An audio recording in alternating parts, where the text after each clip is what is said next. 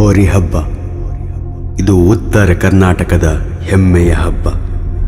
ದೊಡ್ಡ ಅಖಾಡ, ಅಖಾಡದ ಸುತ್ತಲೂ ಜನ, ಅದರ ಮಧ್ಯೆ ಬಿರುಗಾಳಿಯಂತೆ ನುಗ್ಗೋ ಹೋರಿಗಳು. ಧೈರ್ಯ ಇರೋನು ಮಾತ್ರ ಹೋರಿ ಹಿಡಿಯೋ ಸಾಹಸಕ್ಕೆ ಕೈ ಹಾಕ್ತಾನೆ.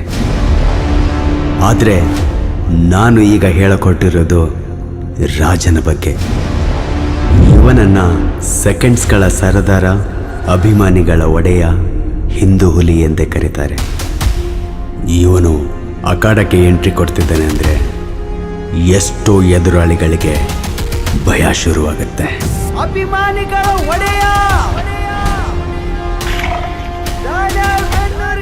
ರಾಜ. ಅದೆಷ್ಟೋ ಅಭಿಮಾನಿಗಳ ಪಾಲಿಗೆ ಇವನು ಆರಾಧ್ಯ ದೈವ ಹಾಗೂ ಪ್ರಾಣ.